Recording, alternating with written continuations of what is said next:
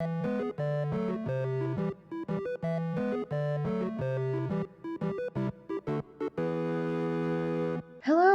and welcome to Steffoodle. I am, continually, Steph.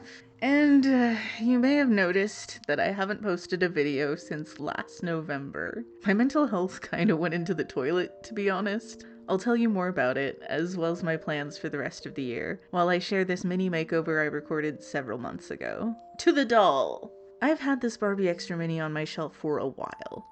I love her color palette, and I think her outfit's really cute, but I want to give her a new face and see if I can remove that text from her hair. I removed her headband, took her head off, and took out her earrings.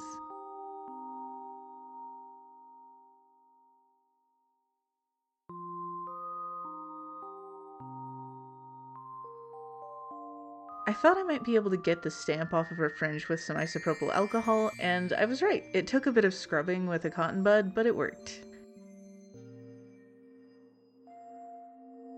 Then I removed her face screening with pure acetone.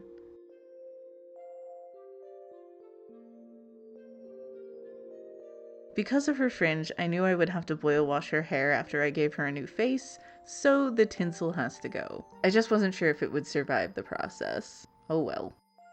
After masking off her hair, I sprayed her face with a couple of coats of Mr. Super Clear UV Cut Matte, waiting 30 minutes in between each layer.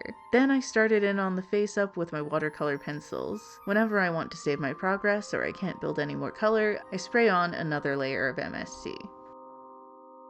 So, mental health, and why I had to take an extended break. So right off the bat, I just want to say I'm sharing all this, not for pity, not to go woe is me.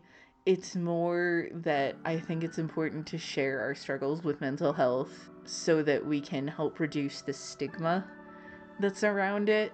And also, I hope that some of you might also feel less alone. My mental health is generally pretty bad.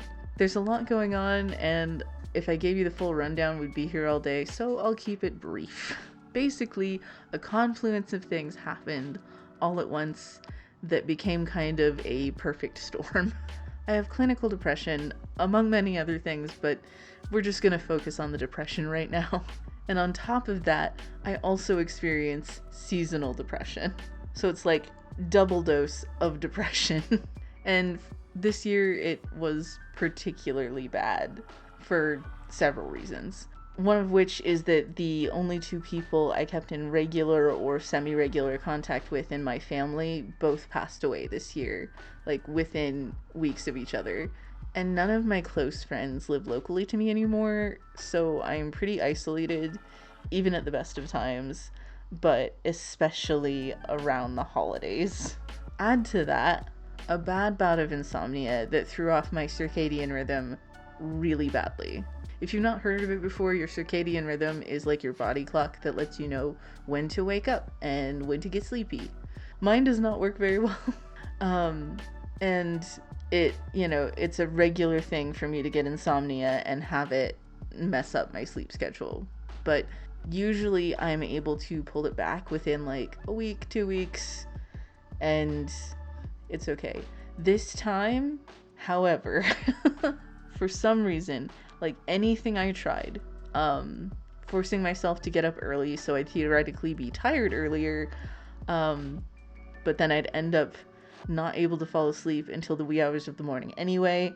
I'd stay up all night in an effort to sort of swing back around and reset that way, which has worked in the past. Also did not work this time, and this went on for months. So over the winter, I was almost nocturnal, only getting a couple of hours of sunlight a day, roughly. So yeah, all of that, all of those things, the depression, seasonal depression, isolation, and the horrible sleep cycle that I could not get out of were not conducive to getting anything done, even aside from any physical health issues or flare-ups that I had. And so I had to throw in the towel and really focus in on taking care of myself. because there is no one else who will. The seasonal depression has lifted now, thankfully. And while my sleep schedule still isn't where I'd like it to be, it's much better than it was. Like, leagues better. As for outside help, because, you know, probably wondering about that, I'm on waiting lists for several different things, including trauma-focused therapy, though it's been almost a year already for that one, so no idea how long I will still be waiting. But also, I'll take it because I don't have to pay for it when I do have it.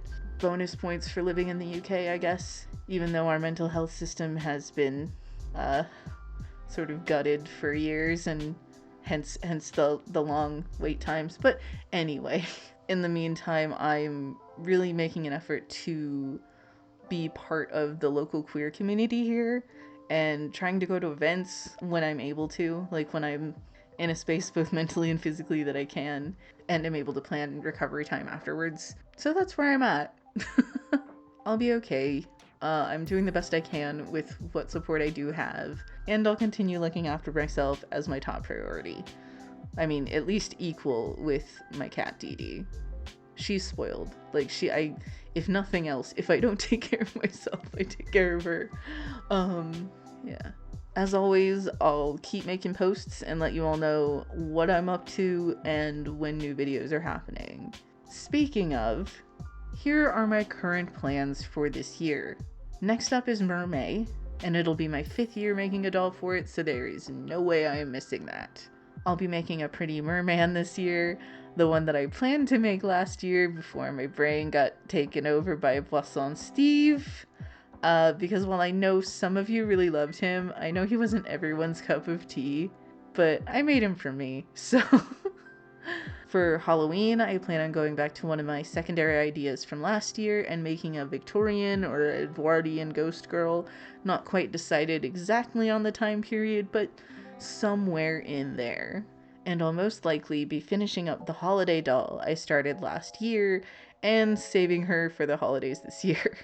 That way I can sort of tinker away at her in the background while working on other things. Those 3 projects are the most important to me and will definitely be happening this year. But I also have a few others that I'd like to make this year, though I'm okay if I need to move them around. I'd like to do something for Pride, of course, like I do most years, though I don't really have a specific idea yet, so that's kind of percolating. And after watching season 2 of Free Run Beyond Journey's End, I think I'm finally ready to make Fern to go along with Free Run that I made a couple of years ago. I've already been gathering materials for her. And I have a BJD kit that I got like 2 years ago from Hopeful Creation that I really want to work on.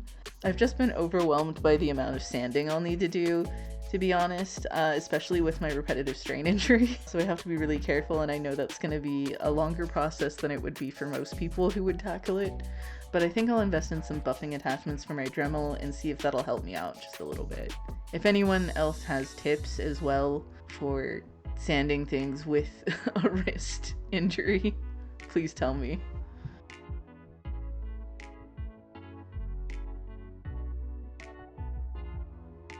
And with some final highlights, her face is done. After a quick boil wash off camera, I reattached her head and gave her back her headband. I decided not to add the earrings back because I didn't really like them.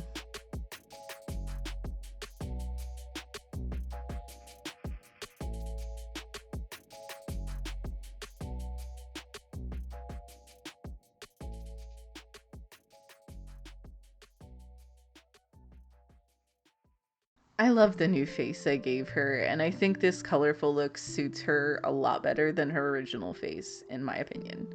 What do you think? And how are you all doing? I hope you're doing as well as you can be, and if you're not, I hope that things get better, even if it's not in the way you want or expect. I just want good things for all of you in these unprecedented times.